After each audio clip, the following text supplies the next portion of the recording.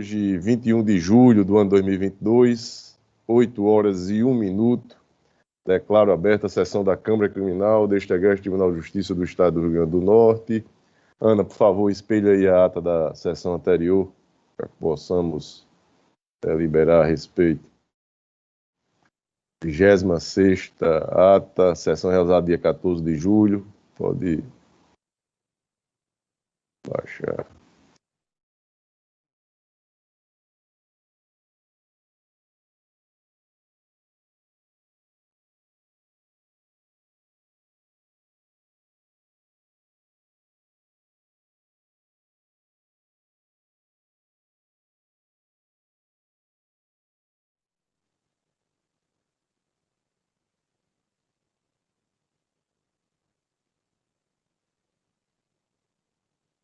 Todos de acordo? Aprovada. Expediente, Ana, algum? Não há, Excelência. Comunicações, indicações e propostas, não tenho nenhum registro a fazê-lo. Desembargador Saraiva Sobrinho. Senhor presidente, renovo os cumprimentos a todos os senhores, toda a bancada, a eminente procurador Anísio Marinho. E eu queria apresentar, senhor presidente, um voto de congratulações hoje pelo Dia Internacional do Trabalho Doméstico. Me parece inusitado, mas realmente esta categoria que tanto nós precisamos, tanto nos serve, a quem eu chamo de secretário ou secretária do lar, presta um serviço inestimável às nossas famílias e de longas datas. E, em regra, são esquecidos. E a importância é tamanha que existe, sim, como 22 de julho, como Dia Internacional do Empregado Doméstico. Aqui no Brasil, naturalmente, que nós temos o Dia Nacional, que é o dia 27 de abril, o dia de Santa Zita, que é uma história muito bonita, eu pesquisei, achei interessante. E eu quero, sim, presidente, prestar homenagem a todos os empregados e empregadas domésticas do nosso país, do mundo como um todo, apresentando esse voto de congratulações, mas, acima de tudo, de agradecimentos pela importância da atividade. Às vezes, em regra, não são nem enxergados. Como é o garçom, muitas vezes a gente que está numa mesa, brincando, tomando vinho, não sequer, eu digo que fui garçom e passei por isso, ele é visto, ele é observado, não se sabe sequer o nome daquele cidadão. E acontece muito com nossos empregados, nossos secretários ou secretárias do lar, e eu acho inestimável essa atividade, gostaria de prestar esta homenagem, e uma vez aprovada que fosse oficiada ao sindicato da categoria aqui no Estado. É a minha proposição. Perfeito. Todos de acordo? Aprovada, unanimidade. Ministério Público se associa? Gostaria de me associar, Excelência, por favor. Ministério Público se associa. Desembargador Saraiva, mais algum? Alguma proposição? Não há. Desembargador Gilson Barbosa. Nenhum, presidente. Esgotada essa etapa, vamos à ordem jurisdicional e dando prioridade aos advogados que pediram sustentação oral, nós temos aqui o primeiro, na ordem cronológica, é o recurso em sentido estrito número 80-3193, dígito 89, ano 2022. A origem é a terceira vara criminal da comarca de Mossoró, recorrente Vanessa Massari, advogado Dr. Armando Hélio de Moraes, recorrido ao Ministério Público, do desembargador Saraiva é o relator. Está em mesa, desembargador Saraiva? Está em mesa, presidente. Eu não estou observando aqui o doutor Armando como advogado, mas como consta aqui, doutora Maria Imaculada, Jordiane de Oliveira Rosa e outros, eu acredito que Sua Excelência esteja elencado na respectiva procuração. Tem como verificar nos autos? É a pauta que me foi passada aqui, desembargador Saraiva. São questão de minutos, então. Pois não. O próprio advogado confirma. Ana, por favor, liberar aí o Aqui áudio não temos ninguém na sala de espera e tampouco na sessão. Não, o doutor Armando já apareceu aí. Apareceu ele e o doutor Genilson aí. Ele está aqui, doutor Armando. Para liberar o vídeo e o áudio dele aí, se ele puder esclarecer. Estão liberados, está chegando aí. Doutor Armando, o ID do Vossa Excelência consta já no... Já, Excelência. A doutora Imaculada é minha sócia e aí Ah, nós já constamos na procuração desde o início da defesa criminal dessa cliente. Ok, presidente, tranquilo. tranquilo, desembargador Serena? Então, doutor Armando, bom dia, mais uma vez. Vossa Excelência tem a palavra por até 15 minutos. Não, 10 minutos, desculpe. 10 minutos. Excelências, muito bom dia. Nós falamos aqui em nome da senhora Vanessa Massari. E o objeto desse recurso em sentido estrito é de uma simplicidade que impressiona. Por quê? A senhora Vanessa Massari, ela é viúva do seu Alberto Massari e, amargando a viuvez do seu esposo, ela, uma dona de casa, do lar, teve que assumir a empresa do seu marido, a empresa chamada Ismar Aquicultura. Ainda em luto, excelências, quem passou a fazer a gestão da empresa foi seu cunhado e a contabilidade. E aí, surpresa pela o advento da denúncia e da citação para a resposta à acusação, juntamente com esta equipe de advogados, da qual faço parte, verificamos que vários livros contábeis que foram reunidos aos autos tinham assinaturas totalmente divergentes, visivelmente fraudadas, que ela em nenhum momento reconheceu e não pode aceitar como documentos que provam que eventualmente ela tenha administrado essa empresa.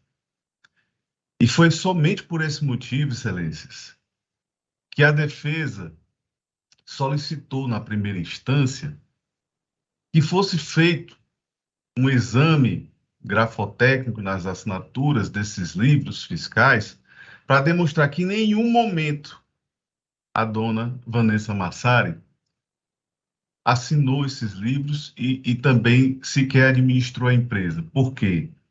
Como poderia administrar a empresa do marido falecido uma senhora viúva, dona de casa, que não entende de contabilidade, não entende de gestão, não entende da produção de camarão? E essas assinaturas que foram colocadas lá não foram colocadas por ela. Portanto, excelências, o recurso ele tem como objetivo crivar o processo com a ampla defesa para que a dona Vanessa não padeça de uma injustiça, que as provas desses livros contábeis que constam nos autos sirvam para que ela seja condenada criminalmente por um crime tributário, uma falta de recolhimento de ICMS, sirva para condená-la quando ela em nenhum momento administrou a empresa. Quais são as outras provas que ela poderia produzir, excelências, para provar a inocência dela no processo? Será que bastaria que ela, quando fosse interrogada,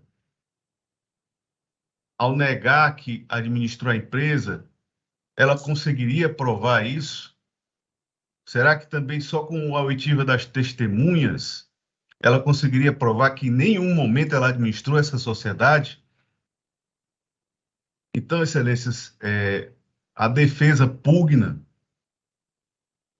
pelo provimento do recurso em sentido estrito para que a douta magistrada se curve à decisão desta Câmara Criminal e determine que seja realizada essa perícia grafotécnica.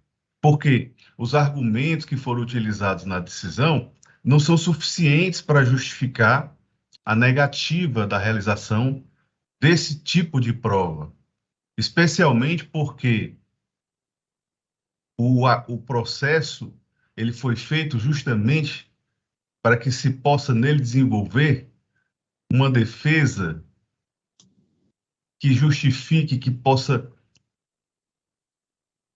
pautar o direito a provar a inocência no processo penal. Então, excelências, como eu falei no início, o recurso é de uma simplicidade tremenda, porque ele reza apenas sobre a questão de esta Câmara decidir se é ou não é possível produzir uma prova, uma perícia grafotécnica nas assinaturas dos livros contábeis, que, se Vossas Excelências analisarem, verão que são grosseiramente apostas no documento e que provam que não foi ela que assinou esses livros contábeis, cujos livros servem como prova para a acusação ministerial dentro dos autos da ação penal. Eu agradeço o tempo concedido e encerro pugnando pelo provimento do recurso. O relator, o desembargador Saraiva Sobrinho, vota, Vossa Excelência. Senhor presidente, gostaria de cumprimentar o doutor Armando, doutor advogado, agora ocupante da tribuna virtual, e dizer que, infelizmente, como já liberada a proposta de voto, eu estou conhecendo e desprovendo o recurso.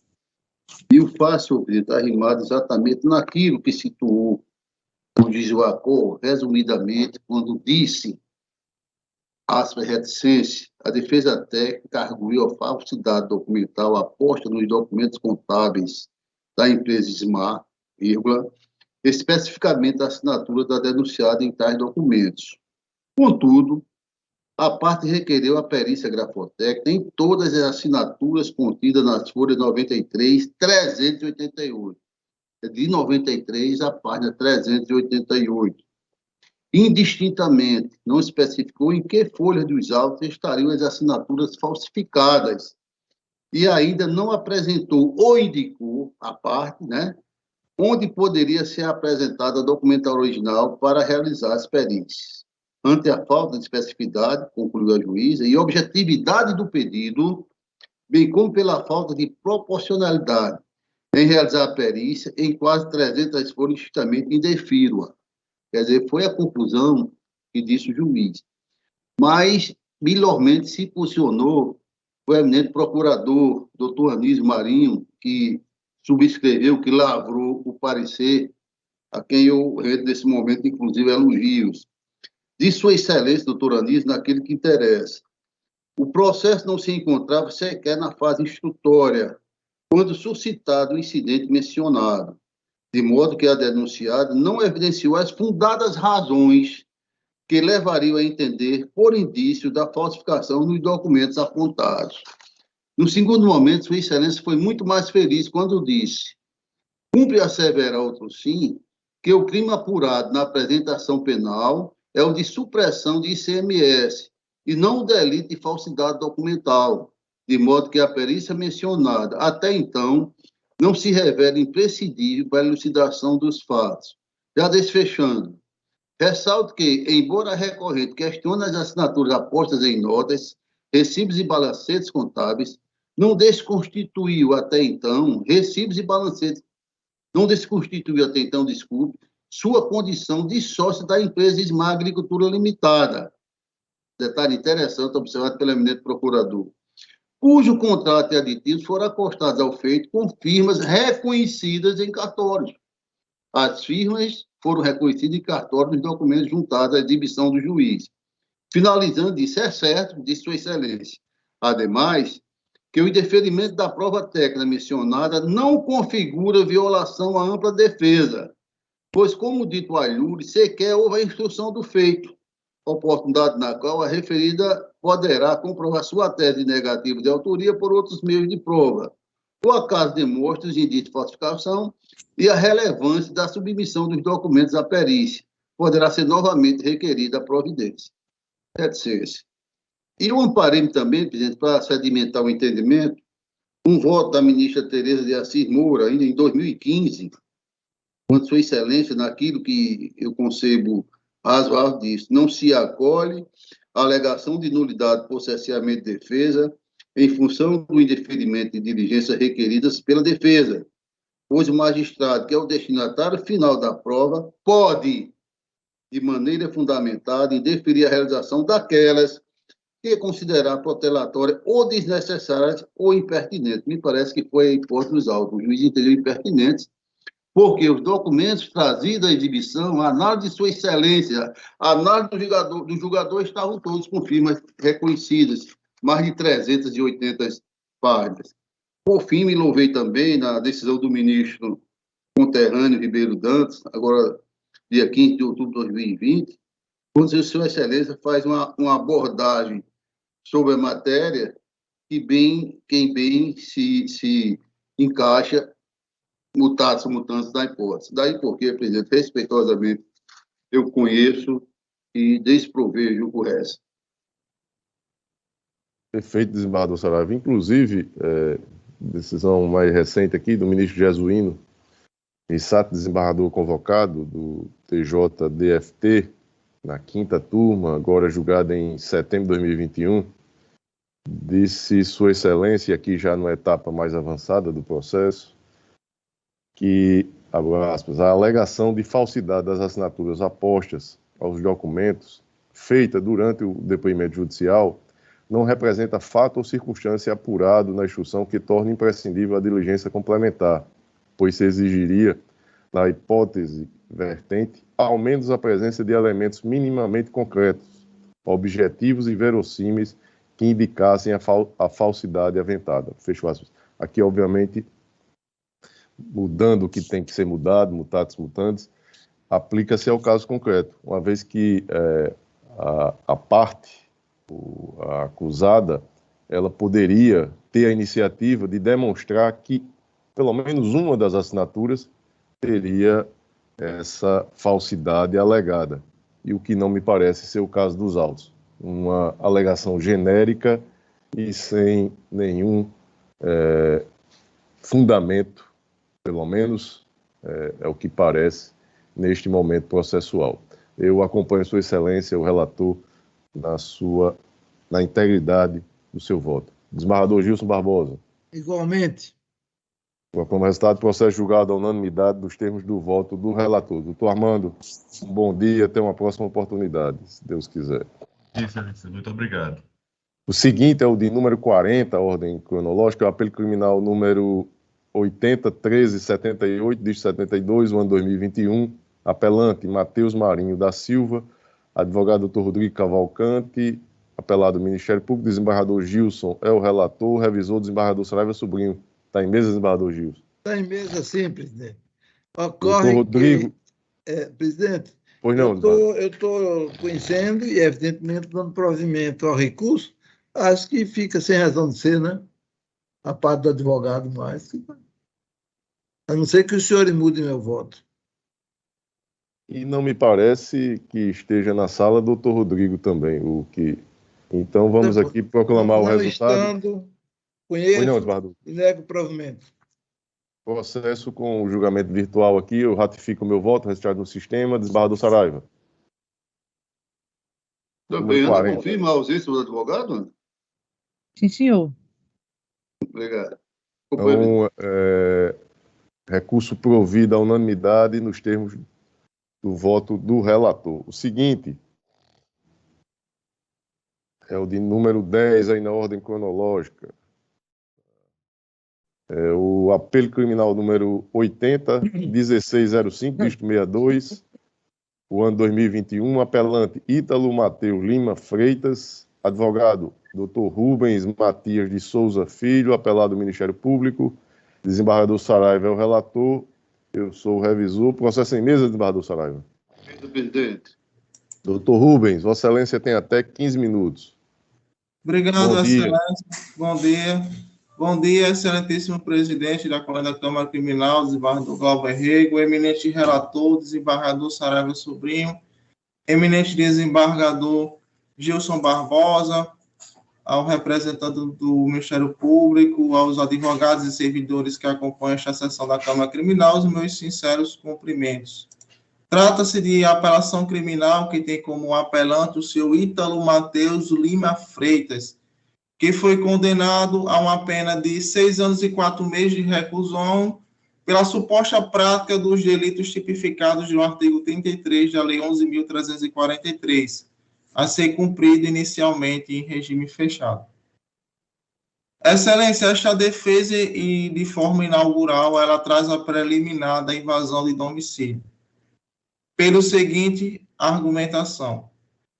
Ao analisar de forma, ao se desbruçar, inclusive, sobre as provas que foram colhidas nos autos, percebe-se o seguinte: a palavra do policial ele tem uma veracidade, certo? Por ser um agente público, o depoimento do policial tem um respeito e desempenha a qualidade de agente público, possui a presunção de veracidade, ou seja, constitui elemento relevante probatório. Não se questiona isso, tendo em vista que é um precedente, inclusive, desta Corte de Justiça e do Superior Tribunal de Justiça. Mas, Excelência, o que se percebe-se aqui é uma narrativa fantasiosa, uma narrativa divergente, uma narrativa que não condiz com os fatos. Por que eu digo isso? Porque no inquérito policial, o policial militar Glaucio Paiva afirmou que o apelante franqueou a entrada em sua residência. No entanto, em juízo, afirmou que não houve franqueamento de sua entrada na casa, por isso pegou a chave do imóvel no bolso do apelante. Tanto em sede policial como em juízo, o policial militar Carlos Kilder alegou que o apelante franqueou a entrada em sua residência, inclusive abriu a porta do imóvel, conflitando assim com a versão do seu Glaucio Paiva. Que veracidade é essa, Excelência, em que existem duas versões essas que cai por terra a ideia de veracidade, da presunção de veracidade das alegações da autoridade policial. E destaco mais, não existe somente isso. No inquérito policial, Carlos Kilder afirmou que sabia quem era o apelante das trairias do Planalto. No entanto, em juízo, aduziu que não sabia quem era o apelante. Trago mais divergências. Não houve denúncias anônimas pretéritas, foram feitas naquele mesmo dia, e mais, estas se mostraram conflitantes, pois o policial militar Carlos Kilder, em juízo, afirma que havia um tornozelado que estava traficando no local. No entanto, o policial militar Glaucio Paiva aduz que seria um casal que estava comercializando drogas em uma residência. Veja, Excelência, eu não estou questionando aqui a presunção de veracidade como dogma aqui defendido por esta Corte. Mas como é um princípio relativo, eu estou trazendo fatos em que esta presunção ela cai por terra. Veja que nós estamos falando de alguém que estava transeunte na rua, com a tornozeleira desligada, foi conduzido para a residência, foi pego a chave do seu imóvel do seu bolso e foi aberto a sua residência. Não houve qualquer tipo de narrativa fantasiosa aqui, foi declarações do próprio policial. A única declaração harmônica e uníssona aqui é por parte do apelante. Ele não, num só momento, negou o tráfico de drogas. Não. Ele deixou bem claro o inquérito policial que foi retirado do seu bolso esta chave. Disse que as drogas estavam armazenadas em sua residência numa bolsa em cima do armário. Nem um só momento ele negou os fatos, nem um só momento os fatos foram conflitantes. Foram uníssonos e precisos. Agora, afirmar, os policiais afirmaram, não, a gente viu uma droga em cima do sofá. Excelência, qual é a versão verdadeira aqui a ser discutida? Qual é a versão aqui a ser confirmada? Eu não estou questionando aqui a presunção de veracidade, não. Eu estou aqui questionando aos senhores. Que versão é esta que deve ser pautada como verdade. E mais, recentemente o STJ, em um precedente, que Vossa Excelência me permite, no habeas corpus de número 609/982, julgado pelo ministro Nefi Cordeiro, da 6ª Turma, ele deixou bem claro o seguinte, que, muito embora, vamos criar essa imaginação que foi narrada pelos agentes castrenses na audiência de instrução e julgamento, vamos entrar nessa utopia criada por eles. Vamos dizer que visualizou-se essa droga no sofá do imóvel. Mesmo que houvesse drogas no sofá do imóvel, esse drive-thru, essa nova modalidade de tráfico criada pelos agentes policiais, o drive-thru, mesmo nessas situações, o STJ deixou bem claro que não é possível a invasão de domicílio, quando apoiado em mera denúncia anônima e no fato de que os policiais de fora avistaram os acusados no interior da casa manipulando material, não traz contexto fato que justifique a dispensa de investigações prévias ou mandado judicial para a entrada dos agentes públicos na residência, acarretando nulidade da diligência policial, como consta nos autos. Veja, Excelência, não houve denúncia anônimas pretéritas, as denúncias anônimas estão conflitantes, houve a subtração da chave do imóvel para adentrar, a questão também de que o apelante manteve a sua versão em inquérito policial e também na seara judicial. Então, Excelência, esta defesa pede preliminarmente que seja considerada a invasão de domicílio.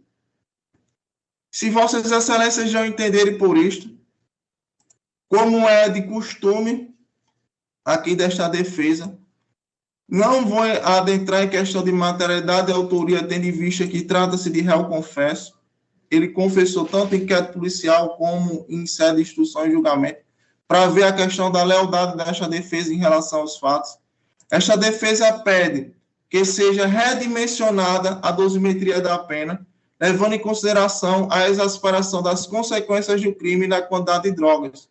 Veja, as consequências de um crime, ora invocada pelo juízo ACOR, são fundamentações genéricas. Inclusive, essas fundamentações já foram derrubadas por esta Corte na apelação criminal de relatoria do desembargador Saraiva Sobrinho, inclusive.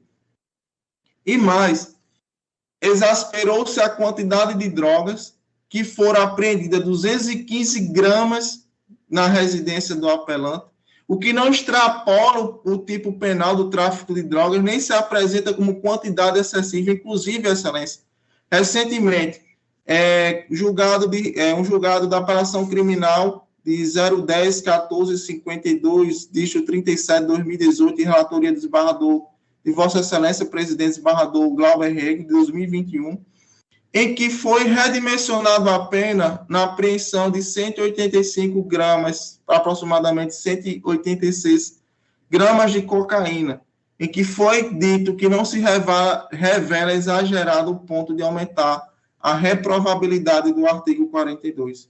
Veja, trata-se de um réu que está preso preventivamente desde o início do processo, foi colaborativo desde o início. A reincidência, a hora aqui alegada pelo juízo ACOR, é de uma execução que foi considerada prescrita, inclusive foi juntada a isto na inicial. Então, se esta defesa entende que pelo redimensionamento da pena, pela aplicação da pena no mínimo legal, pela detração hora realizada desde a sua prisão preventiva, esta defesa entende que considera-se proporcional a aplicação do regime semiaberto. Trata-se de uma pessoa presa preventivamente, de uma execução prescrita. Não estou questionando aqui a reincidência, a hora que já foi subulada, inclusive, pelo STJ. Eu questiono aqui a proporcionalidade dessa aplicação da pena, dessa aplicação deste regime, em uma reprimenda gravosa que seria o regime fechado. Excelência, eu rogo que seja apreciada as teses de horas aqui defendidas por esta defesa, e agradeço a atenção também de Vossas Excelências, E encerro a minha sustentação oral e agradeço a atenção de todos. O relator, como vota? Presidente, eu cumprimento o doutor Rubens. Devo acrescentar que tive a oportunidade de despachar com Sua Excelência, recebendo inclusive os memoriais, mas a argumentativa trazida respeitosamente não me parece razoável. Eu disponibilizei o voto a Vossa Excelência, mas me permitiria, naturalmente, com a bênção de Vossa Excelência, fazer algumas considerações. Tese interessante, mas que foge, inclusive, o próprio acórdão da minha lavra trazido, Sua Excelência, como espelho. Presidente, então, naquilo que interessa, eu digo no item 12 da minha proposta de voto. Digno de transcrição se revela o exercer do parecer da primeira PJ. A primeira PJ aqui, que tem a titularidade do doutor Anísio, está sendo representada muito bem pelo doutor Carlos Sérgio Tinoco Cortez Gomes, que é o 5º Procurador de Justiça. Se ouve muito bem, como sempre, inclusive no presente caso. Disse Sua Excelência e me chamou a atenção. Em verdade, conforme possível observar nos depoimentos dos agentes policiais em sede investigativa e judicial, eu faço questão de enfatizar que a sede investigativa não é no todo desprezível, é um momento de inquisição, mas que tem sua valia sim, até porque eu sempre defendi que aquele momento me parece o mais efervescente. Em tese, o que acontece, ela surge ali naquela fase inquisitorial, onde sequer há um tempo razoável para que se crie uma nova história diferente do que aconteceu. Então, Sua Excelência destacou isso aí. Em sede investigativa judicial, os militares relataram que receberam informações de pessoas que não podem ser identificadas, preservado o sigilo da pessoa, sob pena de morte. Esta é uma verdade ocorrente nesta área infeliz da criminalidade com relação à tocha, de que uma pessoa tornozelada, não era qualquer pessoa, era uma pessoa que já estava sob o crivo da justiça, tornozelada, leia-se, uma tornozela lá no calcanhar. Divulga o Coringa, não foi qualquer um, bem como sua companheira estavam traficando na localidade. Eis a notícia que chega para a polícia na hora em que está fazendo a investigação. Nesse sentido, intensificaram o patrulhamento na localidade. Naturalmente, a polícia tinha que fazer isso. Tinha que intensificar essa investigação. Na localidade, avistaram o recorrente, na rua, com uma tornozeleira e resolveram fazer a revista pessoal. E constatando que o equipamento estava descarregado. Pasmem, o cidadão com a tornozeleira, inclusive descarregada. Isso nos leva a crer algo não muito probo. Se estava descarregada, é porque alguém descarregou ou não procurou alimentá-la para que continuasse essa vigilância estatal. Resolveram fazer a revista pessoal e, constatando que o equipamento estava descarregado, evoluíram na abordagem. Eis uma motivação, além da denúncia, cidadão, com a tornozeleira descarregada, opa, tem alguma coisa aí, evoluíram na investigação. Se nada de irregular tivesse acontecido, não teria ocorrido a continuidade de diligência, destacou o doutor Carlos Sérgio. Destaca-se ainda que os policiais militares informaram que antes de entrar no domicílio do recorrente, isso está nos autos, antes de adentrarem no domicílio do recorrente, avistaram pela janela, que estava aberta, porções de droga em cima do sofá. Dessa maneira, com a ocorrência de um crime no interior do imóvel, não houve alternativa senão cumprir a lei e prosseguir nas diligências, ou seja, adentrar no domicílio, que nesse caso seria irrelevante qualquer consentimento. Era dispensável qualquer autorização. A droga estava ali, eles viram em perseguição ao cidadão que foi abordado, que foi denunciado como traficante, que já respondia a processo, seja verbal ou escrito, como a defesa imagina num cenário perfeito. Então, eminente doutor advogado, é a situação totalmente distinta. Não é uma alegativa que vai desmistificar isso aí. Na hipótese, é curioso esclarecer, digo eu, malgrado haja o apelante suscitado um dissenso entre os depoimentos de agente de segurança, é natural um dissenso. Se não houver dissenso, é porque foi combinado. as mesmas palavras, as mesmas colocações, as mesmas pontuações. É natural o dissenso, principalmente quando se fala a verdade. Não é mentira, não. Você articula. Você diz isso aqui, só isso. Aí eu digo só isso. Em sede inquisitorial, foram firmes ao dizer que o próprio Ítalo, não foi ninguém, Ítalo é o Coringa, eu lembro, abriu e franqueou a entrada. Estaria a autoridade policial mentindo? Está nos autos isso aí. O próprio Ítalo, diga-se, Coringa, abriu e franqueou a entrada. Outro sim em juiz, igualmente convergente na narrativa de terem visualizado a droga em cima do sofá por meio de uma janela, reforçando a justa causa e as fundadas razões. A justa causa e fundadas razões, que é o caso, afasta terminantemente toda e qualquer expectativa trazida pelo advogado. Não houve autorização. Muito embora está aqui sublinhado que o próprio Ítalo, repito, Coringa, autorizou a entrada. Mais à frente, senhor presidente, só sedimentando meu posicionamento, ademais, eu faço questão de frisar isso, não se está a calcionar a mera desconfiança policial, negativo. Não estou calcionando isso. A mera desconfiança é razoável se adentrar numa casa. Não é verdade.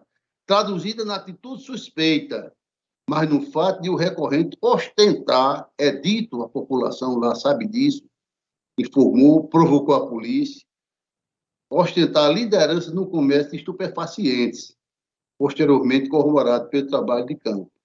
Quer dizer, a notícia corrente é essa, foi o fato que levou a polícia. A polícia não foi lá, a polícia foi chamada a ir lá, é diferente. E nessa linha de raciocínio, senhor presidente, eu trago aqui do desembargador, no caso, o ministro Jesuíno Rissato, desembargador convocado para o STJ, na relatoria do HC de número 729214 iguais, onde ele diz naquele interessa. É dispensável o mandado de busca e apreensão quando se trata de flagrante da prática de crime de tráfico ilícito de entorpecente, pois o referido delito é natureza permanente. Todo mundo sabe isso, todo mundo sabe isso. Ficando o agente em estado de flagrância, enquanto não cessada, permanece. Se a droga está ali, o estado de flagrância também é permanente. No final, verifique-se ainda as fundadas razões, disse o ministro, apta a mitigar a violação de domicílio, apta a mitigar a violação de domicílio. Na medida em que visualizaram previamente a incursão domiciliar elementos fáticos e idôneos a embasar a possibilidade de estado de flagrância, confirmado posteriormente com a apreensão de relevantes quantidades de drogas. Não foi tão pequena, mas também não foi tão grande. E diga-se passagem, um momento, um cenário típico de quem faz tráfico, 2 tipos de drogas, cocaína e maconha. Não era uma porçãozinha, não, que comeu. O cidadão que tinha essa droga na casa dele não era qualquer cidadão ileso, imune a qualquer atividade de justiça. O cidadão, inclusive, repito, com uma tornozeleira descarregada. Se foi ele que descarregou, não constitui autos, mas sequer teve a iniciativa de buscar autoridades para repensar isso aí. Então, presidente, resumidamente, não quero mais me alastrar, me avançar na matéria, mas fecho com ainda o pensamento do doutor Carlos Sérgio Tinoco Cortes Gomes, doutor Anísio, a quem parabenizo também pela substituição à altura da primeira Procuradoria, né, da gestão de Vossa Excelência, quando disse: não obstante o acusado atender ao critério objetivo do regime semiaberto, quer dizer, ele está no semiaberto, trata-se de réu reincidente, que inclusive cometeu novo delito utilizando tornozeleira de monitoramento eletrônico. É um absurdo. De modo que a fixação de regime, aqui eu estou abordando outro momento, do regime fechado, se mostra mais adequada aos critérios da repressão e prevenção delitiva. Aqui eu estou enfrentando a questão de mudança de regime. Presidente, então mantenho a discussão do voto e submeto a Câmara. Enquanto revisor, desembargador Saraiva Sobrinho, eu já de imediato ratifico o meu voto registrado no sistema, acompanhando Vossa Excelência, e faço um pequeno esclarecimento. essa matéria, em que pese a nossa Constituição, no próximo ano, alcance aí os 35 anos de idade, né, que foi promulgada,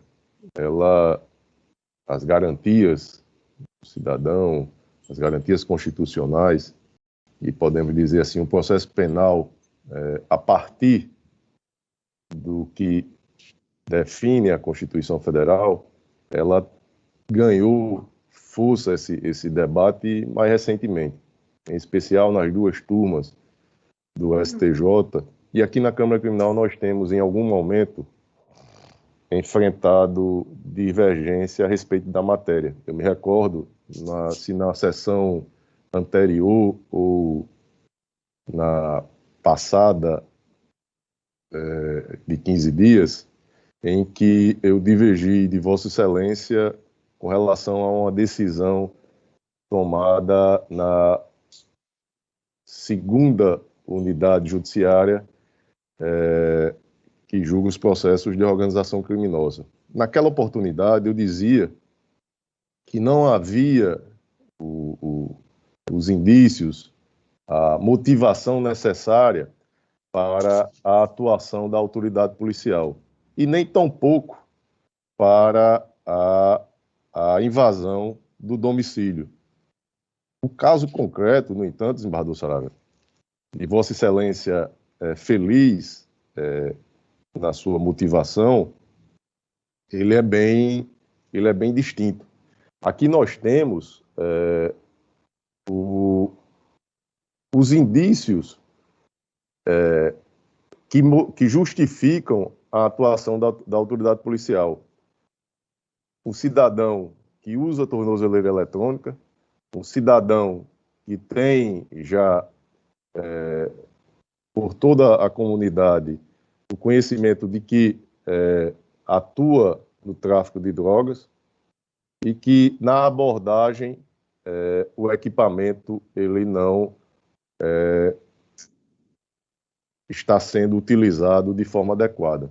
E mais além, ao se dirigir até a residência do acusado, a droga ela é visualizada. É diferente daquele outro caso em que discutimos aqui. E considerando a natureza do crime de tráfico, natureza permanente, outra atitude não poderia ser tomada pela autoridade policial, senão entrar no domicílio e fazer a apreensão do material que há pouco havia sido visualizado. Então, eu parabenizo Vossa Excelência, acompanho integralmente o voto e entendo ainda que vamos amadurecer esse debate e chegar num ponto de equilíbrio em que a atuação da autoridade policial, tão elogiada por todos nós, que ela seja aperfeiçoada e que a garantia do cidadão ela não seja violada, a garantia constitucional e não invasão do domicílio e tantas outras que devem ser prestigiadas por todos nós. Então eu ratifico meu voto registrado no sistema. Desembargador Gilson Barbosa. Acompanho. Proclamo o resultado, processo julgado à unanimidade nos termos do voto do relator. Doutor Rubens... Pois não, desembargador Saravia. Só um ligeiro adendo que eu tinha esquecido. Parte desta droga, inclusive, estava guardada dentro de uma lancheira infantil. Quer dizer, disfarçada, né? Quem imaginaria que dentro de uma lancheira de uma criança estaria a droga? Então, eu agradeço ao doutor Rubens pela... Não, eu que agradeço, Excelência, pelo debate, eu acho muito rico. Assim, gratificante esse debate, esses votos que Vossas Excelências proferem aqui, e o direito é isso, é discussão, é dialética. Fico muito feliz e contente pelo que foi discutido aqui. Perfeito. Agradeço a atenção de Vossas Excelências. Doutor Rubens permanece conosco. O próximo processo, em que há pedido de sustentação oral, também tem aqui a presença de Sua Excelência. É o número 57 na ordem cronológica, é o apelo criminal número 11.6790, dígito 08, ano 2018, apelante Jonathan Cleófas Pinheiro, da Câmara de Almeida, o advogado Dr. Gabriel Bulhões, Dr. Rubens, apelado do Ministério Público, o relator desembargador Gilson, revisor desembargador Saraiva. Está em mesa, desembargador Gilson? Em mesa, sim. Dr. Rubens, Vossa Excelência tem até 15 minutos para sua defesa oral. Presidente, me parece que o relator poderia antecipar o resultado aí, talvez até iniba. Eu estou dando provimento parcial, desembargador Saraiva. Não é integral, desembargador Saraiva. Mas provavelmente em alguma Mas na hora está anulando a sentença, o provimento parcial, me parece que é isso que interessa a defesa. Porque se anular essa sentença, Excelência, Estou anulando. Vai descer o decreto processo. Com base no artigo 564. Não tem sentido. Retorno dos então, atos ao juiz da proclama o resultado, processo. Estou anulando, devolvendo ao juiz da Corte. Proclama o resultado, processo julgado à unanimidade nos termos do voto do relator. Doutor Rubens, um abraço, até uma próxima oportunidade. Obrigado, Excelência, obrigado. O seguinte é o de número 33, é o apelo criminal número 10.0049, dígito 77, ano 2020, apelante Raimundo Basílio de Góes, advogado Dr. Francisco Edson de Souza, apelante Carlos Eduardo Vieira, advogado Dr. Francisco Eliomar da Cunha Melo, apelante Micael Monteiro Cunha, defensora pública doutora Leiane Torquato, apelado Ministério Público, relator desembargador Gilson Barbosa. Está em mesa, desembargador Gilson? Em mesa. Doutor Francisco Edson, está na sala? Doutor Francisco Edson. Ana não está na sala e não disse. Não fez nenhuma justificativa para a sua ausência, não é isso? Então, o desembargador Gilson, relator, Vossa Excelência tem a palavra. Presidente, eu distribuí com os senhores previamente e eu, no acórdão, eu apelo não conhecido, em parte, para o réu Raimundo Basílio de Góes e conhecido para os demais. No mérito, do provimento parcial para todos os recorrentes, em consonância com o parecer ministerial. É um voto longo, foi distribuído previamente com os senhores. Proclamo o resultado. Aqui já tem o meu voto registrado. O desembargador Saraiva ratifica o voto registrado no sistema? Sim, presidente. Então, proclamo o resultado. Processo julgado à unanimidade nos termos do voto do relator. O seguinte, com o pedido de sustentação oral de número 6 na ordem cronológica, é o apelo criminal número 80.3794, dígito 68, ano 2020, a origem com marca de pau dos ferros, apelante Raimundo Almeida da Silva Filho, advogado Dr. Genilson Pinheiro de Moraes, apelado do Ministério Público, o relator é o desembargador Saraiva e eu sou o revisor. Está em mesa, desembargador Saraiva? Em mesa, presidente. Doutor Genilson está na sala. Bom dia, doutor Genilson. Doutor Saraiva, doutor Gilson. Doutor Genilson, bom dia. Vossa Excelência tem até 15 minutos para a sua defesa oral. Pois não, Excelência. Excelentíssimo senhor presidente desta casa, dessa Câmara Criminal, doutor Glauber, excelentíssimo senhor relator, doutor Saraiva Sobrinho, eminente desembargador, doutor Gilson, doutor procurador, Anísio Marinho, esse profissional exemplar, emblemático do Ministério Público do Rio Grande do Norte. Excelência, a resignação do apelante se trata de 3 pontos. Primeiro, Excelência, doutor relator, a defesa entende que o acusado, que o apelante foi prejudicado no julgamento Primeiro, porque a sua ex-companheira, a senhora Maria da Conceição Holanda, foi categórica em dizer, tanto na polícia como no plenário, que o apelante era um doente, era uma pessoa incapacitada, era uma pessoa que era considerada um alcoólatra, um dependente químico. E a defesa juntou esses documentos nos autos. No plenário, o doutor representante do Ministério Público chegou a arguir para o conselho de sentença que alcoolismo não era doença. Veja, excelência, em pleno século XXI, o alcoolismo, na ótica do representante do Ministério Público aqui na comarca de Pau Serra, chegou a dizer que o alcoolismo não era doença e que ele teria bebido para cometer essa suposta tentativa de homicídio. A dona Maria da Conceição Holanda disse que ele fazia mais de 4 meses que bebia para dormir e acordava bebendo. E passava o dia, ia para o sítio, 1 litro de cachaça, e voltava com esse litro de cachaça. Ela não suportou mais ele. E ela foi embora para Natal e ele ficou em Francisco Dantas. Era um alcoólatra reconhecido por todos. Eu pedi, na época, que ele fosse submetido a exame. Essa fase foi ultrapassada. Mas no plenário do júri, o MP induziu ao conselho de sentença que o alcoolismo não era doença. Daí a razão do inconformismo da defesa dizer que houve uma decisão contrária à prova dos autos. Outro ponto, excelência. Outro ponto que a defesa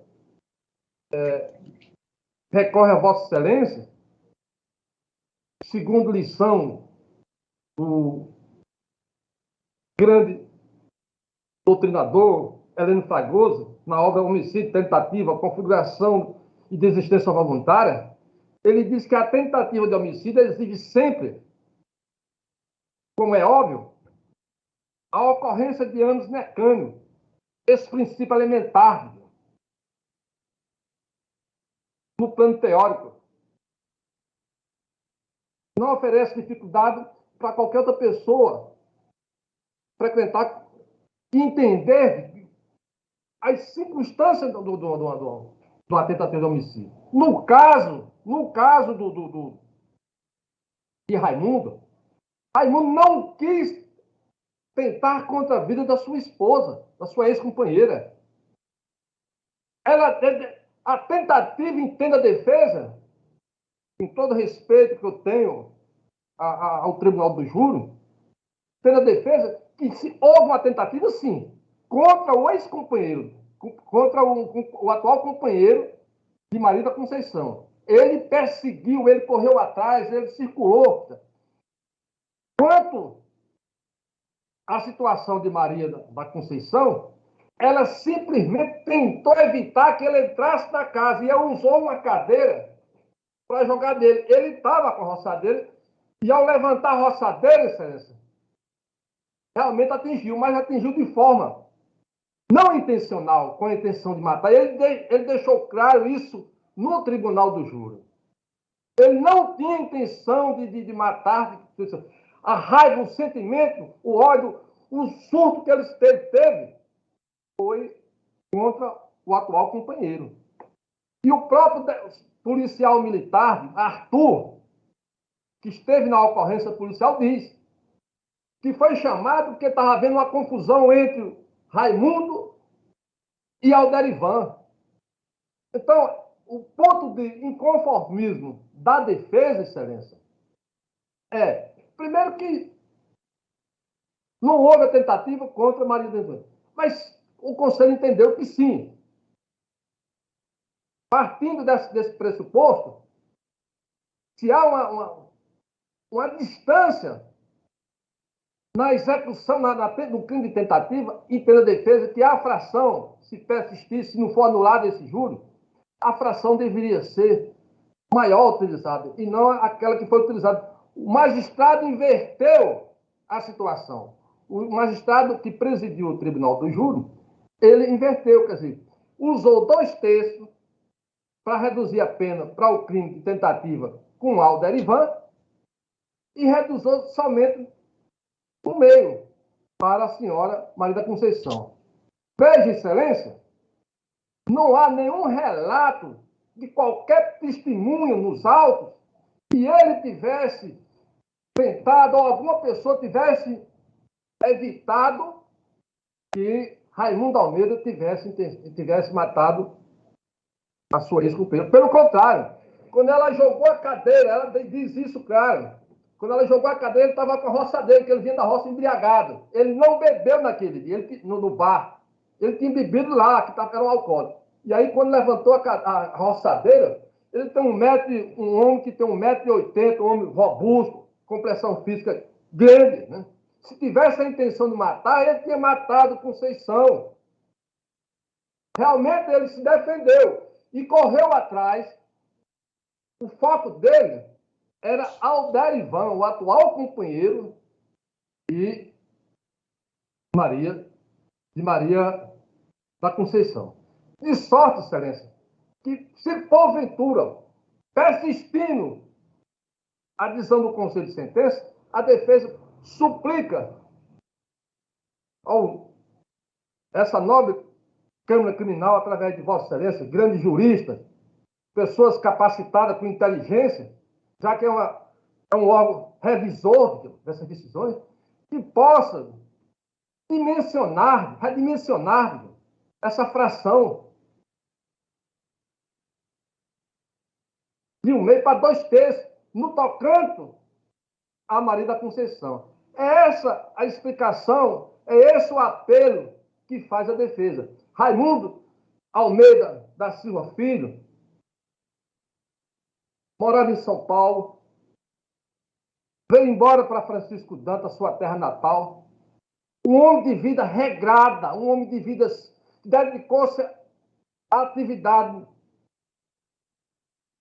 regrada, honradez, respeitador, mas se perdeu com o alcoolismo. E Dona Maria da Conceição não suportou mais ele. Então, primário, confessou o fato, né? Mas o Conselho de Sentença, o doutor Glauber, doutor Anísio Marinho, doutor Saraiva, doutor Gilson, foi na conversa, foi no argumento, no diálogo, de que alcoolismo não é doença. Daí a situação da defesa ter recorrido, tentando anular. Numa segunda opção, pediu o aumento da metade para 2/3 da redução no suposto crime de tentativa, que a defesa entende que não houve crime de tentativa, porque não foi perseguido aquelas fases. Não há registro de ninguém nos autos que tenha interrompido, que tenha procurado falar com Raimundo. Quando Raimundo levantou, ela jogou a cadeira contra Raimundo estava com a roçadeira e, infelizmente, bateu. Ela caiu, ele passou por cima dela e foi embora. Atrás de quem? Foi atrás do Alderivan. O sentimento dele, a revolta dele, não era contra a companheira, e sim contra o senhor Alderivan. Dessa forma, Excelência, eu suplico a Vossa Excelência que veja essa possibilidade de aumentar essa redução da metade para 2/3 no tocante ao crime que foi imputado a Raimundo contra a sua ex-companheira. Porque, entenda a defesa, que houve uma perseguição, a tentativa de homicídio está muito mais próximo de Alderivan do que da pessoa de Maria da Conceição. Eu quero aqui acrescentar ainda, eu sou um simples advogado do interior, respeito o ponto de vista de Vossa Excelência, que são pessoas capacitadas, qualificadas, têm conhecimento. Quantos julgados não já saíram de vossas lavras?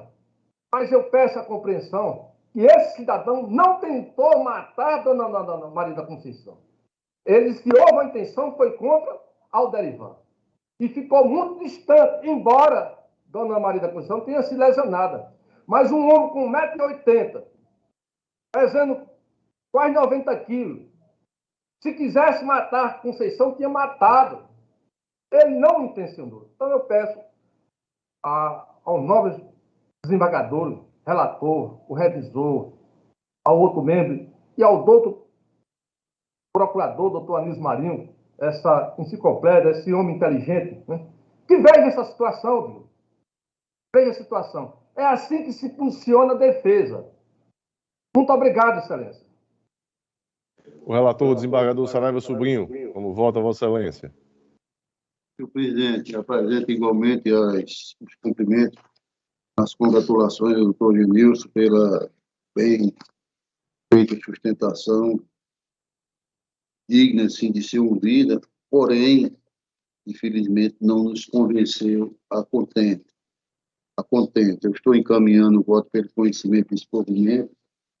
Destacaria ligeiramente, presidente, sem me alongar, tendo o mesmo objetivo, convém rememorar a prioridade, convém rememorar a priori, ser as deliberações populares soberanas por expresso comando constitucional, logo a sua desconstituição, somente é viável quando manifestamente, o que não é o caso, habilitante ao conjunto colaborador. Isso é dito e redito pela nossa Corte, tribunais estaduais. Eu trago, por exemplo, o Supremo Tribunal Federal, quem dá a última voz, ainda na pessoa do ministro Marco Aurélio, que diz a anulação de condenação imposta por tribunal do júri ante a soberania dos veredictos pressupõe, tá vendo? Uma presunção, irregularidade formal ou contrariedade manifesta à prova, que não só ia acontecer na espécie.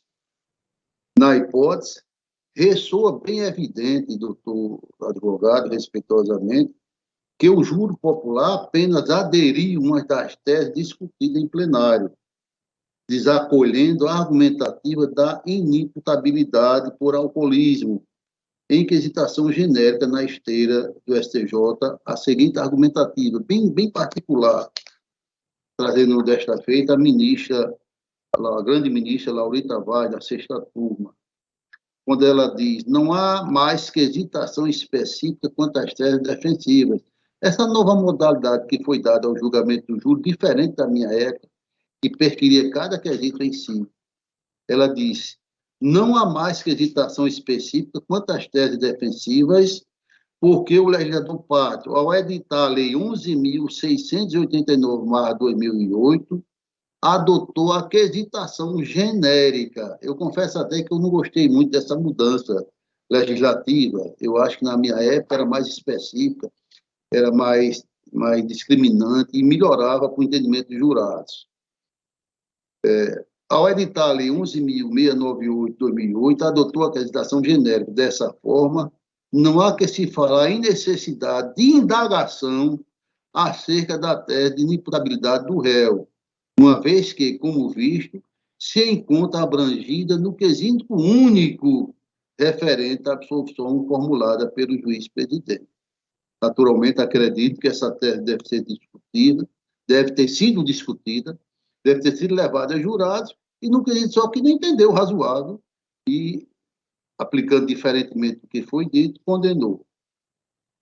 O artigo 593, aqui referendado pelo ministro Reinaldo Soares da Fonseca, da 5ª turma, julgada ainda em 2019, diz: a anulação do julgamento proferido pelo Conselho de Sentença pelo Tribunal de Origem, nos termos do artigo 593D do CPP, somente é possível quando tenha sido aquele manifestamente contrário às provas dos autos. É uma matéria, inclusive, que não requer muita discussão. Todos dizem a mesma coisa.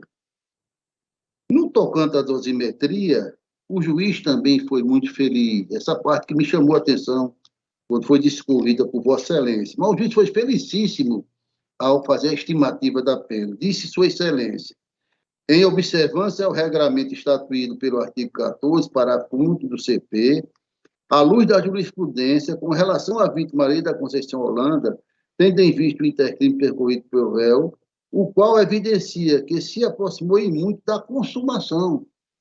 Se aproximou em muito da consumação. Pois a vida foi atingida por golpe de roçadeira na cabeça. Roçadeira.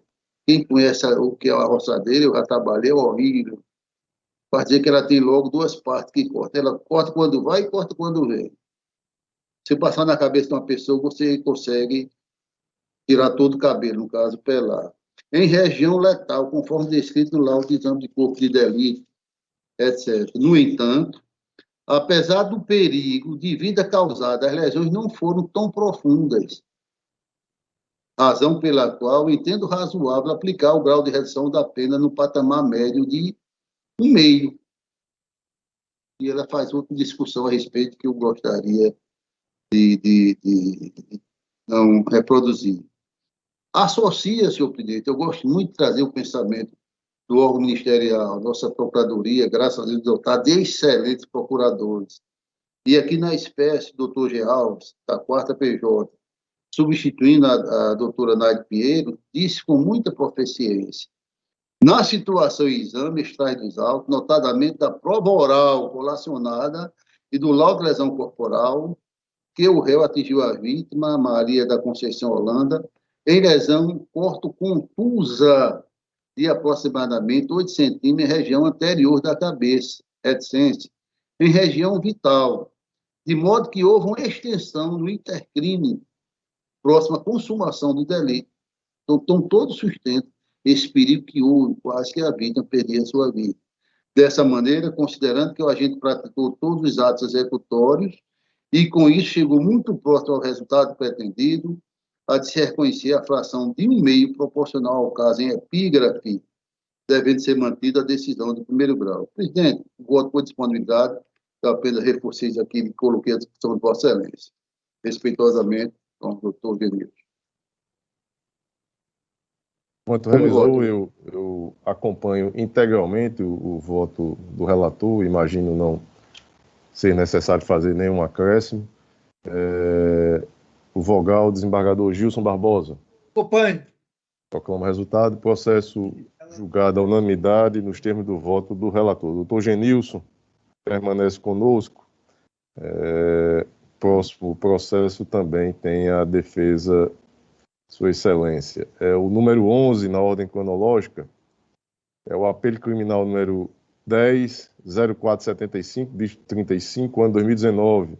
A origem, terceira vara da comarca de Pau dos Ferros, apelante Breno Fernandes Pimenta da Silva, defensor público, doutor Bruno Andrade, apelante Francisca Flaviana da Silva, advogado doutor Francisco de Lima, advogado Maílson Limão de Souza Silva, advogado doutor Genilson Pinheiro, que também é o advogado de Maria da Conceição Bezerra da Silva, apelado Ministério Público, do desembargador Saraiva Sobrinho é o relator, eu sou o revisor. Processo em mesa, desembargador Saraiva. Sim, presidente, e pronto para julgamento. Doutor Genilson, Vossa Excelência tem até 15 minutos para a sua defesa oral. Eminentes senhores desembargadores, doutor relator, Saraiva, o apelo do senhor Maílson, da senhora Limão, é no sentido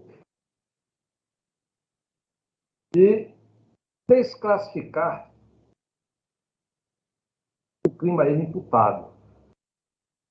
Ele foi denunciado e foi condenado pelo suposto crime de tráfico de droga. Maílson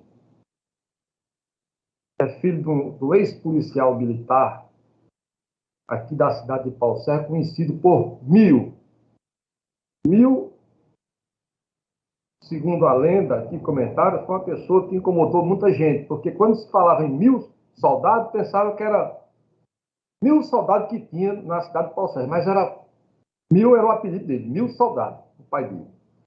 Então, Maílson trabalha no açougue, no matador de Pau do Céu, Mangaré.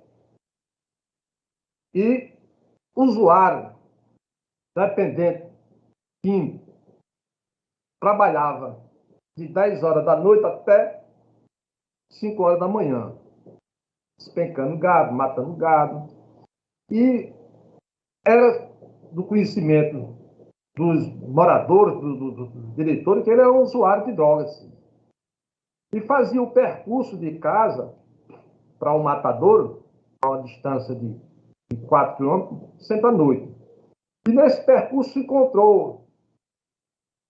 encontrou uma certa quantidade de droga debaixo de um pé de oiticica, no corredor, e levou para casa. E, segundo o que ele diz, desde o primeiro momento, na polícia, ele não negou que não tinha encontrado, não negou que era usuário, mas negou que fosse traficante. Pois é pai de 4 filhos menores, a esposa trabalha como cuidadora de idosos e ele tira o sustento da família trabalhando à época como magaré. Certo dia, ele estava em casa quando chegou um cidadão, segundo os policiais, e adentrou a casa dele. E ao sair da casa, os policiais que estavam almoçando numa churrascaria resolveram investigá-lo. Ele disse que tinha vindo atrás de comprar droga. Só que o rapaz daquela casa disse que não vendia droga, né? Ele interessava. E segundo as palavras de Israel, teria chegado o preso Breno, juntamente com Flaviana, e ele teria comprado desse Breno e Flaviana com a intervenção do apelante. Ocorre, Excelência,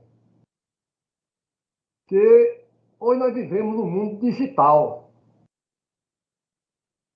Hoje a tecnologia é avançada. Charles Chaplin disse que já dizia em tempo moderno que o homem era refém da máquina. E hoje nós estamos, sim, nesse mundo digital. Nesse mundo digital, a polícia conseguiu identificar quem era a pessoa que vendeu a droga para Israel, que não foi Maílson, e muito menos Maria da Conceição. Segundo Israel, quem vendeu a droga foi o preso que usava a tornozeleira, Breno, juntamente com sua companheira Flaviana. Mas, diante dessas informações, o acusado tinha saído para ir pegar o carro da esposa numa borracharia, que ela cuida de idosos e necessita desse carro para fazer percurso onde trabalha, é diarista. E a polícia, ao abordar o Breno com Flávia e esse Israel, foi atrás de Maílson, que se encontrava numa borracharia próxima ao Hospital Regional de Pau Serra. Dentro desse veículo, que pertence a Maria da Conceição, nada foi encontrado, mas o veículo foi trazido com Maílson, e Maílson foi preso, acusado de ser traficante, porque na casa dele, realmente, Excelência, na casa dele foi encontrado uma quantidade de droga, aquela que foi encontrada lá no corredor, perto do matador. E tinha realmente uma balança. Mas ele não vendia nada, ele era um usuário dependente. Mas as evidências, os indícios levaram o delegado a indiciá-lo por tráfico de droga. Os telefones foram checados e nada viram de identificação de Maílson com qualquer outra pessoa. Nem a suposta ligação que o delegado disse que aconteceu não foi provada. De sorte que a defesa vem argumentar e requerer a desclassificação do crime de tráfico do 33 para o 34. 33, parágrafo 4, tráfico privilegiado, já que ele é um dependente químico, um usuário e confessor. No que tange a Maria da Conceição, o recurso, ela foi absolvida, não foi provado nada contra ela. O recurso contra a Maria da Conceição era que o veículo dela, que não foi encontrado com droga, que não tinha nada dentro, foi apreendido e até hoje não foi devolvido. Simplesmente porque na peça informativa do inquérito policial, imaginou o delegado que aquele veículo tinha sido comprado com um produto de ilícito, com proveniente de recursos ilícitos. E nada disso foi provado, excelência. Então, no tocante a Maílson Limão, a gente suplica pela desclassificação para o 33, parágrafo 4, e o regime semiaberto. A respeito de Maria Conceição, a defesa pede tão somente, já que ela foi absolvida, a restituição do carro, o carrozinho usado que ela usava para fazer a visita diária aos cuidadosos, já que ela é cuidadosa de idosos. Então, em síntese, é isso o apelo. Maílson, já que não foi provado ligação dele vendendo droga, que não foi provado, não foi encontrado dentro desse carro, onde ele estava na borracharia, nada de droga. Né? O carro pertence a Maria da Conceição, foi comprado a uma senhora que foi à delegacia dizer que tinha comprado ela, inclusive ela ainda deve uma quantia pequena. Né? E é isso que a defesa pede. Simplesmente, no tocante a Maílson Limão, ele confessou que a droga era dele, confessou que era para o uso próprio, confessou que tinha encontrado. Né? Maria foi acusada de tráfico, não houve prova alguma, ela foi absolvida e a gente pede a restituição do veículo dela. O veículo foi comprado a pessoas idôneas, pessoas decentes. Esse sistema pede e espera deferimento e a compreensão dos novos desembargadores. É assim que se funciona a defesa. Muito obrigado. Né? Obrigado, doutor Genilson. Relator, desembargador Saraiva Sobrinho, como vota, Vossa Excelência? Presidente, renovo os cumprimentos ao doutor Genilson. Devo dizer que disponibilizei a proposta de voto em tempo hábil, são 4 apelantes. A última, no caso, Maria da Conceição, só no referente à devolução de um bem apreendido, que inclusive eu estou denegando. E eu estou conhecendo o recurso, presidente, e dando provimento parcial. Parcial porque, no tocante a Maílson Limão de Souza Silva, que é exatamente o advogado doutor Genilson, ele que foi condenado inicialmente a 13 anos de reclusão em 14 e 4 meses de reclusão, né? 14 anos e 4 meses de reclusão. Eu estou promovendo a absolvição de todos eles com relação à associação para o tráfico e absolvendo, condenando, contudo, pelo próprio tráfico. Maílson, por exemplo, saiu de uma pena de 13 anos, como eu falei, 13 anos e 4 meses de reclusão, para 5 anos de reclusão em regime semiaberto. Resumidamente, senhor presidente, é o voto posto. Doutor Saraiva, questão de ordem. Pois não. Doutor Saraiva, Maílson não pegou essa pena. Quem pegou essa pena foi o Blênio e Flávia. O Maílson, a pena dele foi 6, acho que foi, se não foge a memória aqui, Maílson está reduzido para 5 anos e alguma coisa, doutor Genilson, e regime semiaberto, não é isso, desembargador Saraiva? É isso, presidente. Breno foi 10 anos e 6 meses Maílson, que é o segundo prêmio. Não, Francisca, realmente 13 anos.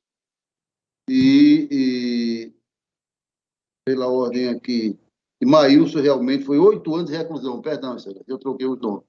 E caiu para 5 anos. 5 anos e o regime semiaberto, não é isso, Bardô Saraiva? É isso, presidente. Bardô Saraiva, Vossa Excelência me permite, e tem sido sempre trazido pelos advogados essa questão, e Vossa Excelência abordou muito bem no voto deste processo, a questão do crime de associação para o tráfico. Não é requisito a pluralidade de réus. Tem outros, né? A estabilidade, o ânimo associativo, e Vossa Excelência aborda muito bem no voto colocado em mesa, e eu parabenizo Vossa Excelência, acompanho integralmente o seu voto e tomo o voto aqui do desembargador Gilson Barbosa. Acompanho, relator. Processo julgado à unanimidade nos termos do voto do relator. Doutor Genilson, um abraço, saudações pauferrenses. É isso, Vossa Excelência, que foi presidente da subseccional, vereador na cidade de Pau dos Ferros e é um advogado aguerrido, um cidadão vocacionado para a advocacia. Parabéns aí. Obrigado, excelência, a todos os desembargadores, ao procurador doutor Anísio, doutor Saraiva, doutor Gilson, a nossa secretária, que atende a gente muito bem. Parabéns, viu? Pelo comportamento. Uma vez eu fiz um elogio ao Superior Tribunal de Justiça pela dedicação que eles tiveram com a gente aqui. Da mesma forma, eu faço a nossa secretária, doutor Glauber. Ela é muito atenciosa, né? Obrigado, doutor Genilson. Um abraço forte. Saudações. Na sequência, o último com o pedido de sustentação oral é o de número 39 na ordem cronológica, é o apelo criminal número 10, 17, 32, diz 52, o ano 2017. A origem Vara Única da Comarca de Nísia Floresta, apelante Rafael Leopoldino da Silva, advogado Dr. Guilherme Negreiros, apelante Tiago Saulo Costa de Medeiros, advogado Dr. George de Souza, apelante Amadeu França de Araújo Neto, o advogado Dr. Márcio de Florencio e Silva, apelado do Ministério Público, relator desembargador Gilson, revisor desembargador Saraiva. Dr. Márcio, está na sala, Ana Cláudia? Sim, excelência. Doutor Márcio, bom dia. Desembargador Gilson, processo em mesa? Em mesa. Doutor Márcio, Vossa Excelência tem até 15 minutos para a sua defesa oral. Obrigado, excelência. Bom dia a todos. Saúdo a mesa, a Câmara Criminal, na pessoa do excelentíssimo senhor presidente, desembargador Glauber Rego, ao eminente relator, desembargador Gilson Barbosa, e ao eminente revisor, desembargador Saraiva Sobrinho, também ao excelentíssimo senhor procurador, doutor Anísio Marinho, nosso baluarte que temos no nosso estado. E antes de iniciar, senhor presidente, eu gostaria de registrar um agradecimento à nossa querida Ana Cláudia, né? Querida, devido a tanto ela nos receber e orientar tão bem sempre que precisamos. Né? Eu sou de um pequeno distrito, em Canguaretama, onde nós temos uma escola, né, que foi dedicada a ter como patrono. Presidente, pela ordem. Presidente, e agora. Doutor Márcio, doutor Márcio, só um minutinho, doutor Márcio. Sim, pois não, desembargador Gilson. Por uma questão pragmática, eu poderia adiantar que o doutor é advogado de Amadeu França de Araújo, né? Que eu estou reduzindo a pena dele e estou concedendo o regime inicial de pena aberta. Eu posso até adiantar que a pena estou ficando em 3 anos de reclusão e 10 dias multa, e o regime inicial aberto, substituindo a outra pena que era mais gravante. Doutor Márcio, persiste o interesse na defesa oral ou a defesa dá por satisfeita? Excelência, eu prefiro apresentar Agradeço ao desembargador Gilson pela redução, porém, a defesa tende a apresentar razões fundamentais para que Vossa Excelência, se não entender o senhor relator pela absolvição do recorrente, mas que haja uma redução maior dessa pena, mesmo entendendo o mínimo legal possível a ela. Sabendo, presidente, inclusive, com toda a liberdade, que, vindo fatos novos, os votantes, nós que vamos votar, poderemos alterar essa pena, inclusive trazendo prejuízo. Às vezes, em fato novo, dentro de uma perspectiva de uma análise mais técnica, piorar a situação do réu. Estou só dizendo, mas fique à vontade. Para mim, ouvi-lo é um prazer imenso. Doutor Márcio, o risco ocorre. O desembargador Saraiva é um desembargador criterioso e muito técnico. Tem muito mais experiência do que eu, o desembargador Glauber. E o desembargador Glauber é aquele homem persistente. É o risco.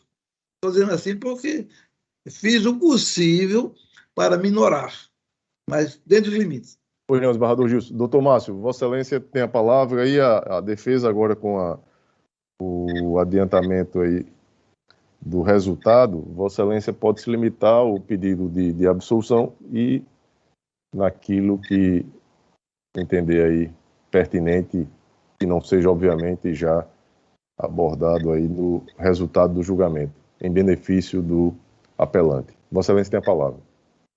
Sim, Excelência. Então, serei bem breve, porque, ao menos, e até apelo ao senhor relator, que se não houver mudança com base no que a defesa vem trazer, que mantenha, ao menos, o entendimento atual. Mas, Excelência, o que eu trago, e vou falar bem resumidamente, é a questão de que entende-se que a sentença ela baseou-se tão somente na questão do silêncio do recorrente e das provas trazidas pelos depoimentos policiais, pois até as testemunhas, percebe-se que até as testemunhas, ao responderem às perguntas, já eram, de certa forma, induzidas a falar sobre o professor Neto. Né? E não há provas nos autos de que ele tenha participado dessa organização criminosa. Até mesmo no processo que estava em São Paulo Potengi hoje na unidade judiciária, né, de organização criminosa, segunda unidade, o Ministério Público pediu a sua absolvição por entender que ele não tinha qualquer envolvimento, inclusive lá foram apresentadas provas que, infelizmente, nestes autos de Nízia Floresta não houve oportunidade, pois ele tinha as mesmas testemunhas de que até nesses dias e em outros dias ele estaria dando aula, não havia como ele ter esse tempo nessa participação. Então, assim, não há nenhuma prova, a não ser a amizade que ele tinha com Tiago Salvo.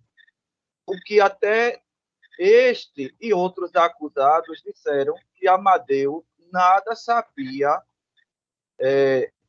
das atividades ilícitas do grupo. E isso foram os acusados que disseram em ambos os processos. E até nas contras-razões nós vemos o quê? A senhora representante do Ministério Público, ela até mistura as coisas dos outros acusados atribuindo a Amadeu, ao tempo em que se contradiz dizendo que este colaborou em toda investigação criminal, policial, falando o que sabia e o que tinha ouvido. E ele foi orientado, até triste dizer isso, mas já está vendo, foi orientado no dia do seu interrogatório a permanecer em silêncio, porque no processo que está na segunda unidade judiciária, quando perguntado se queria falar, ele disse que desejava falar desde a primeira vez que foi interrogado, que foi neste tal, Nízia Floresta.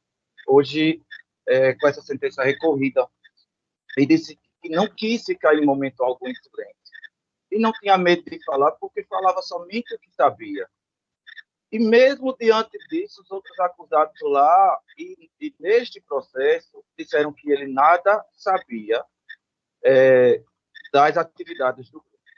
Então, Excelência, ante a ausência de prova, e até deixando de falar sobre as preliminares, e apelando, neste momento, que pelo menos, se não entender pela absolvição, mas que mantenha o entendimento do voto do relator, e que e tendo como consequência do direito ao silêncio do cidadão recorrente ter sido a ele imposta essa pena, ainda assim apelo pela sua absolvição, ou pelo menos, repito, pela manutenção do voto do relator. É assim que a defesa pede a Vossa Excelência o deferimento. Obrigado, doutor Márcio. Relator, desembargador Gilson Barbosa. Eu distribuí previamente com os senhores, é um voto grande, um voto de quase 60 folhas. Então, eu peço permissão para dizer só o finalzinho da ementa, em que digo o seguinte, que tem os recursos parcialmente conhecidos e providos em parte. Os detalhes, os senhores que vão julgar já sabem, o Ministério Público também e o advogado sabe mais do que todos nós. Agradeço, eis o meu voto. O revisor, desembargador Saraiva Sobrinho, como vota, Vossa Sem dúvida, Excelência? presidente. Acompanho o eminente relator. Enquanto vogal, não tenho nenhuma divergência. Proclamo o resultado. Processo julgado à unanimidade dos termos do voto do relator. Um abraço, doutor Márcio. Até uma próxima oportunidade. Na sequência, algum pedido de sustentação oral em habeas corpus, Ana Cláudia? Não há, não é isso? Não há, Excelência. Então vamos para a pauta anterior. Na pauta anterior, é o número 58, na ordem cronológica, é o apelo criminal número 10.8319, dígito 66, o ano 2019. Desculpe. A origem, primeira vara criminal da comarca de Parnamirim, apelante Augusto Jonatas Brito Ribeiro, advogada doutora Milena Gama, apelante Wilkilaine Costa de Moraes, advogado doutor Hugo Fernandes, apelado do Ministério Público, relator desembargador Saraiva, eu sou o revisor, e restou anotado aqui na papeleta eletrônica que em 7 de julho do ano 2022, após o voto do relator, conhecendo e negando provimento aos apelos, pediu vista dos autos do desembargador Glauber Rego. O desembargador Gilson Barbosa declarou aguardar o voto vista. Eu, embora seja o revisor, pedi vista dos autos para, dado a ênfase trazida na defesa oral, em especial com relação à eventual nulidade na obtenção dos dados, né, dos aparelhos telefônicos apreendidos, eu, inicialmente inclinado a trazer o meu voto escrito, deixei de fazê-lo para não me tornar repetitivo naquilo que foi trazido pelo eminente relator e também, e aqui eu faço o registro, do parecer da Lavra, do eminente procurador, doutor Anísio Marinho, que tão bem abordou a matéria, e eu peço permissão para não ler aquilo que já está trazido no voto e também no parecer do Ministério Público, mas tão somente ratificar a posição de que não houve nulidade.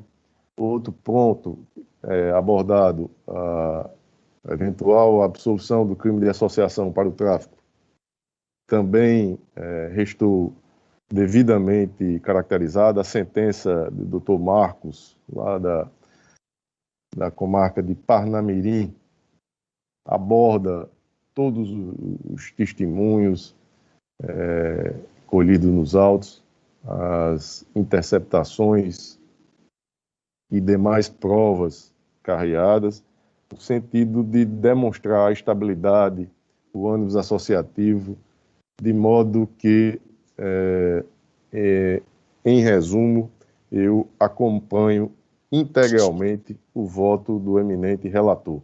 Desembargador Gilson Barbosa. Também, presidente, eu acompanho. Então, proclamo o resultado do processo julgado à unanimidade nos termos do voto do relator. Com isso, não temos nenhuma outra defesa oral. Vamos ao julgamento virtual. E naquela sistemática, iniciando aí pelo desembargador Saraiva Sobrinho, eu vou aproveitar já, desembargador Saraiva, e indagar do Ministério Público se tem alguma observação a fazer em todos os processos aqui da relatoria do desembargador Saraiva, do desembargador Gilson e também na minha relatoria. Alguma observação? Não, Excelência, em relação ao desembargador Saraiva, do desembargador Gilson, nem o de Vossa Excelência, apenas no caso do desembargador Gilson e de Vossa Excelência, tem preliminares que eu tive conhecimento prévio e opino pelo acolhimento e sem mais destaques. Perfeito. Então, desembargador Saraiva Sobrinho. Nenhum, presidente. Mantenho tantas propostas do meu voto como os votos de Vossa Excelência, tanto do desembargador Gilson como Vossa Excelência. Então, na relatoria do desembargador Saraiva Sobrinho, julgados à unanimidade nos termos do voto do relator. Desembargador Gilson. De igual modo, mantenho todos os votos já apresentados. Agora tem apenas o de número 44 da pauta, uma apelação criminal, parecer oral quanto à extinção da punibilidade, mas ele já adiantou. Se posicionou. Isso. Não tem então, mais nada a acrescentar. Julgados à unanimidade nos termos do voto do relator. Na minha relatoria, apenas o de número 63 retirado de mesa, Cláudia. O HC 806342, dígito 93, ano 2022, retirado de mesa. Os demais não tem nenhuma observação do Ministério Público e também já adiantaram os desembargadores Gilson e Saraiva, nenhuma divergência, então julgados à unanimidade nos termos do voto do relator. Esgotado a pauta, eu indago se há algum processo em mesa que não tenha sido apregoado, que independa de pauta, extra-pauta. Nenhum. Doutor Nísio continua conosco na próxima sessão, não é isso, doutor Nísio? Dia 28, né, Excelência? Se Deus quiser, estaremos aqui às 8 horas. Se Deus quiser. Então, estarei nas terras de Santana. Vai fazer lá? Vai participar de lá. Perfeito. Será abençoado. Pedir as bênçãos de Santana. Para todos nós. Para todos nós. Saúde para todos. Um abraço e até a próxima. Declaro encerrada a presente sessão às 9 horas e 39 minutos. Um abraço, saúde para todos.